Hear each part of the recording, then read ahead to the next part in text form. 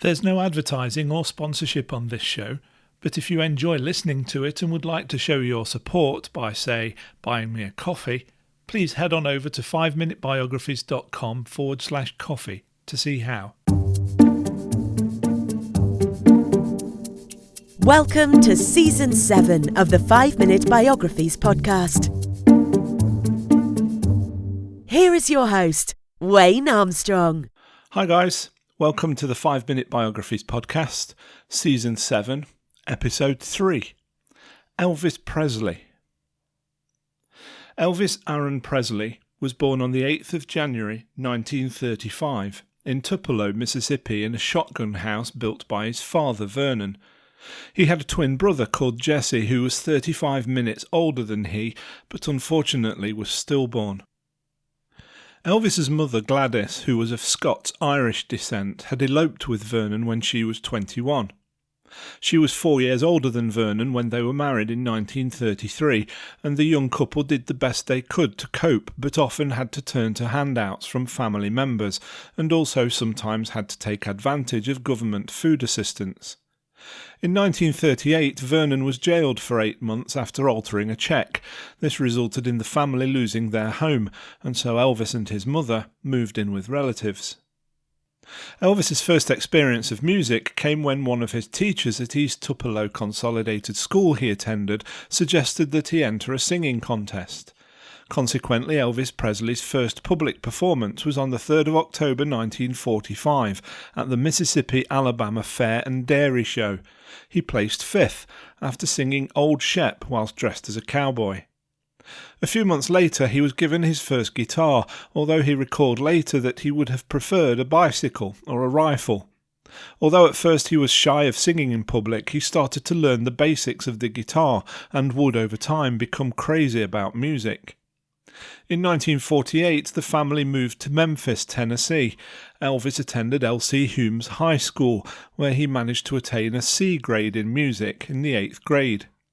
By the time he graduated, though, in June 1953, Elvis had already decided that he wanted a career in music. He began recording with Sun Records in Memphis with producer Sam Phillips at just 19 years old in 1954. This was at a time of immense racial tension and legal racism caused by segregation in America. Sam Phillips wanted African American music to have a wider audience, and Elvis was the man for the job.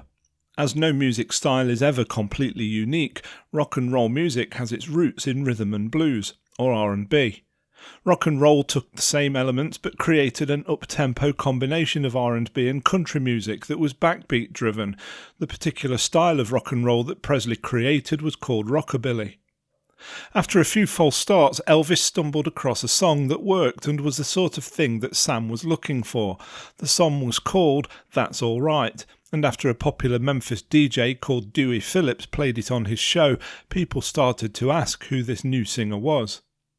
In 1956, Elvis started to make recordings with RCA in Nashville, and on the 27th of January 1956 his first single, Heartbreak Hotel, was released, and it quickly rose to the top of the charts in the United States. But his voice was not the only thing that people were interested in. He was very successful in a number of television appearances, which helped him to also become the face of rock and roll. It has been said of Elvis's music style that it was more than just a mix of black, white, pop and country. One of the things that made him different was that at a time when most singers created music for adults, he was appealing to a younger generation. Teenagers were one of his biggest audiences, and at a time when portable radios were becoming popular, he found it relatively easy to get his music to them, increasing his popularity even more. His incredible, energetic and provocative performances of songs made him hugely popular and controversial. In many of his live performances he would perform with African American backing singers in front of a mostly white audience. His career also allowed for African American performers to become more mainstream with white audiences, because the style was in such demand. Elvis's performances were also noted for being somewhat raunchy, with screaming fans being wowed by the way he used his body, especially the gyrating movements he made with his hips when performing on stage, resulting in him being referred to as Elvis the Pelvis, a term which Presley himself did not like. A letter sent to FBI Director J. Edgar Hoover by the local Catholic diocese after a performance in La Crosse, Wisconsin in 1956 warned that, quote, Presley is a definite danger to the security of the United States. His actions and motions were such to rouse the sexual passions of teenaged youth, unquote. In August of the same year, a judge in Jacksonville, Florida, ordered Presley to tame his act, and Ed Sullivan, who hosted the most popular variety show on television at the time, said that Elvis was unfit for family viewing. Despite this declaration, when Elvis appeared for the first time on The Ed Sullivan Show in September 1956, over 82% of the TV viewing public, 60 million people, watched the show. His performance of Love Me Tender, his forthcoming single, prompted over 1 million pre-orders, shattering previous records. Apart from being the king of rock and roll, Elvis was also noted for his attitude when he was drafted into the army in March 1958. Presley announced that he was looking forward to serving his country, saying that he didn't want to be treated any differently from anyone else. "The army can do anything it wants with me," he said. The men he served with said that this was his true attitude. He was very generous and bought television sets for the base, gave his military pay away to charity, and even purchased extra uniforms for his deployment group. Sadly, though, during this time his mother, who had contracted hepatitis, experienced a rapid deterioration in her condition. Elvis was granted emergency leave to visit her, and 2 days later, on the 14th of August 1958, she died of heart failure at the age of only 46. Elvis worshipped his mother, and they enjoyed an extremely close relationship, even into his adulthood and throughout his rise to stardom, and he was devastated by her death. Following his mother's death, a sergeant that Elvis served with introduced him to amphetamines. Biographer Peter Guralnick said that he was practically evangelical about their benefits. He enjoyed the energy and strength they gave him, as well as the benefit of weight loss, and many others joined him in taking them. This was unfortunately common at the time, and many did not know the addictive power of drugs. Drug use affected him throughout the rest of his life after that, much as it did many other high-profile people at the time. After he was honourably discharged from the army in 1960, Elvis continued to make music and films, although his films were described as a pantheon of bad taste by critic Andrew Kane. They were virtually all profitable, following a modestly budgeted musical comedy formula. His film career at one point had him making 3 films in 1 year due to the heavy schedule put together by Tom Parker, Elvis's manager. While serving with the 3rd Armoured Division in Friedberg, Germany, Elvis had met a 14-year-old girl named Priscilla Bolu. Although he was 10 years her senior, she made a huge impression on him, and after over 7 years of courtship in 1966, the two were married at the Aladdin Hotel in Las Vegas. They had a daughter together, Lisa Marie Presley, who was born on the 1st of February 1968, but they would divorce only 5 years later.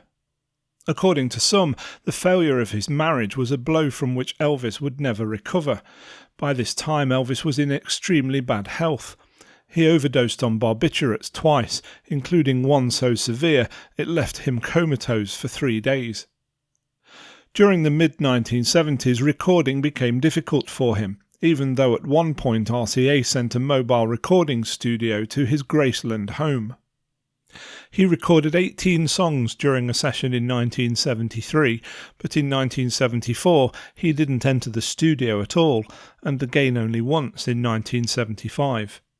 Even so, during this period he ended up recording the content of what would become 6 albums, 3 of which went to number 1 in the country music charts. His live performances were affected even more by his daily intake of drugs. A performance in Alexandria, Louisiana in 1977 saw him on stage for less than an hour, and for most of the time he was on stage, the audience couldn't understand him. On the 31st of March he was unable to even get out of bed, and so his show in Baton Rouge had to be cancelled. On the 6th of June, Elvis released Way Down, his final single, and his final live performance took place at the Market Square Arena in Indianapolis on the 26th of June. On the 16th of August 1977, Elvis was supposed to fly to Memphis for the start of another tour, but his then fiancée Ginger Alden found him on their bathroom floor. All attempts to revive him failed, and he was pronounced dead at Baptist Memorial Hospital at 3:30 p.m. The funeral was conducted at Graceland on the 18th of August, and tens of thousands of people lined the processional route to the cemetery where he was laid to rest at the side of his mother. Elvis was not only a rock and roll icon, but was also very successful in many other genres, including country, blues, gospel, and pop. He remains the best-selling solo artist in the history of recorded music. In 2010, he achieved his highest annual income since his death, $60 million, and in 2017 he still managed to bring in $35 million. John Lennon once said of him, "Before Elvis, there was nothing." He's been inducted into 5 different music halls of fame, and in 2018 was posthumously awarded the Presidential Medal of Freedom by President Donald Trump. I hope you enjoyed that episode of 5 Minute Biographies. If you did, why not say thanks by buying me a coffee? Head on over to 5minutebiographies.com/coffee to see how. Thanks for listening to the 5 Minute Biographies podcast at www.5minutebiographies.com.